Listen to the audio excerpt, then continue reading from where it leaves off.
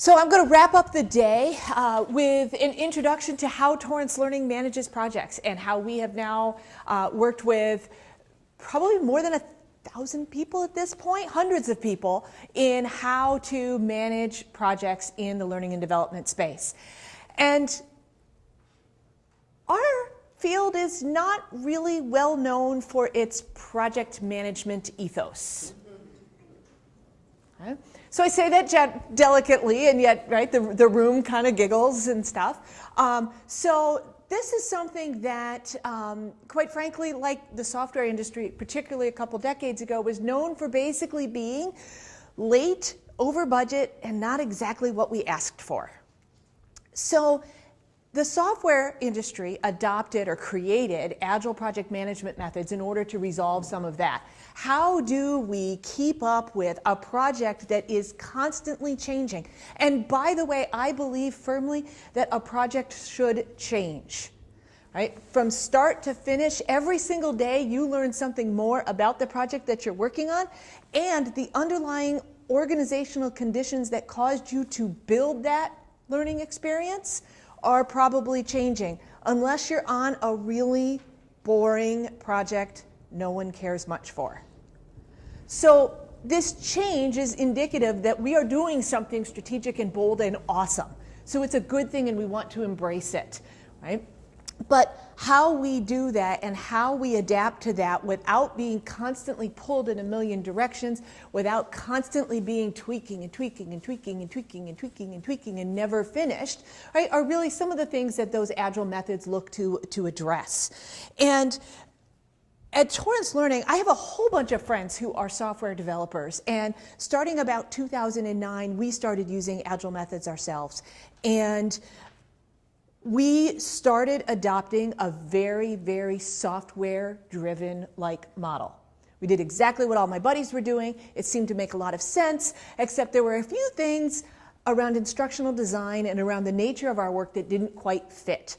So we tweaked and changed and adapted the model until it became just far enough away from traditional agile methods that we referred to it as the Like Agile Management Approach, or LLAMA.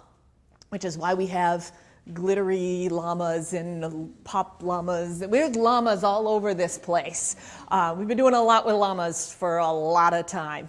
And so in our session this afternoon, we'll wrap up and look at what some of those methods might be and how they might change the work that you do.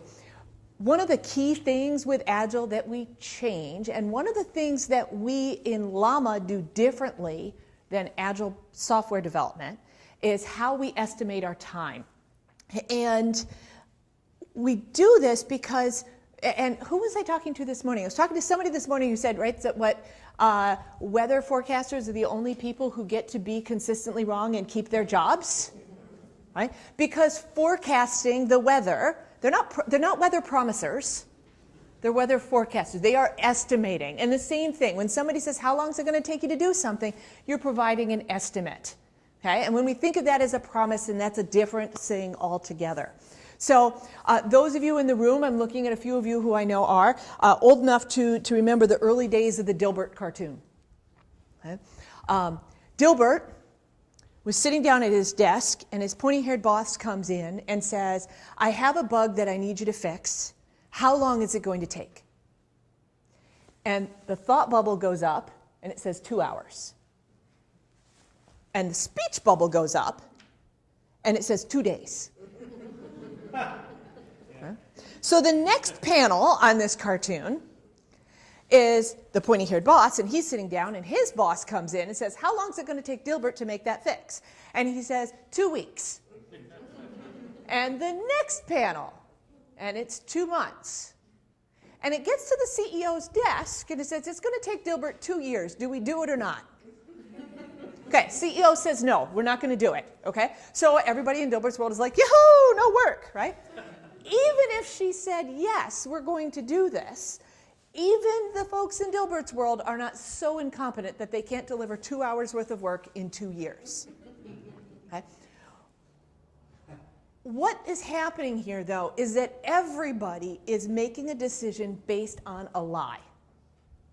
Right? A lie based out of fear. And a lot of our organizations are driven around, right, very subtly, right, little lies and decisions made out of little bits of fear. And we end up with these laughable yet highly dysfunctional arrangements between providers and receivers of services like ours that are delivered as projects. So you see these walls and things built up. So one of the key things that we do in Agile differently is we estimate differently, and we talk about those time estimates very, very differently.